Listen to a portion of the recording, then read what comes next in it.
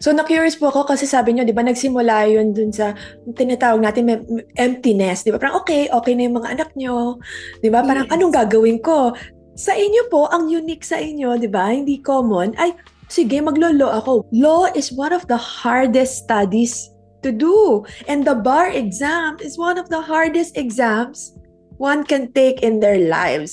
So, di ba, pwede naman po kayong sabi nyo nga, mag-aral ng leisurely, di ba? Magbasa ng leisurely as well. So, paano nyo po naisipan, sige, kakaririn ko to, kahit mahirap? Kung kasi nung Doc Ana, nung sabi ko kasi, nung nalaman ko yung kursong yan, sabi kasi ng kaibigan, ma'am, mag-aral ka ng law. Nag-aaral na ako ng law, sabi niya. Pero siyempre, bata yun. Eh, ah, sabi ko, oo nga. Kesa naglalaro ako araw-araw, mag-aral na lang ako ng law, sabi ko. And I have to do it at the shortest possible time kasi late na nga ako. So, kung lalaruin ko pa yung pag-aaral ko, it will take me 6 years to 8 years at hindi ko pa matetake one yung bar, it will take another 10 years. What's the use na being a lawyer at such age na 70 na ako? It would be too late na. So, ginawa ko ang lahat ng paraan from day one hanggang ako ay nag-take ng bar para ako ay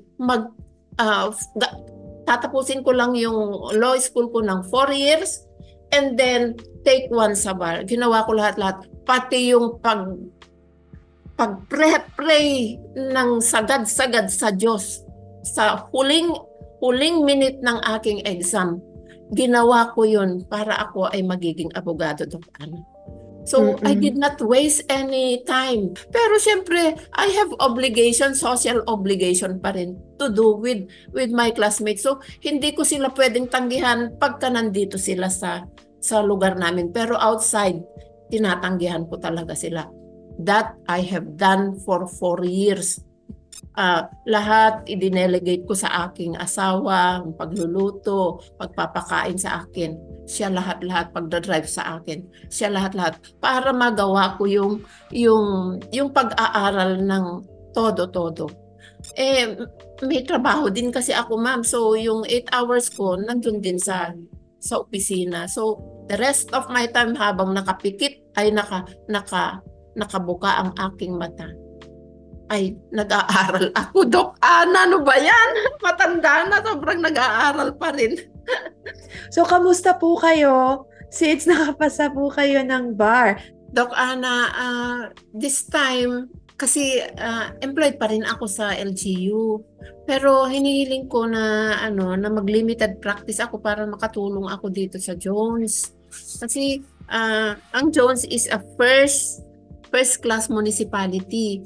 Wala po kasing yung mga batang lawyer, they don't want to stay there kasi nga yung opportunity nila is limited. Unlike kung nasa city sila, marami silang opportunity. And so, I take this an opportunity na makapag-serve sa aking mga kababayan as a notary public or as a litigation lawyer kasi wala naman silang malalapitang iba na malapit kundi sila pupunta sa syudad.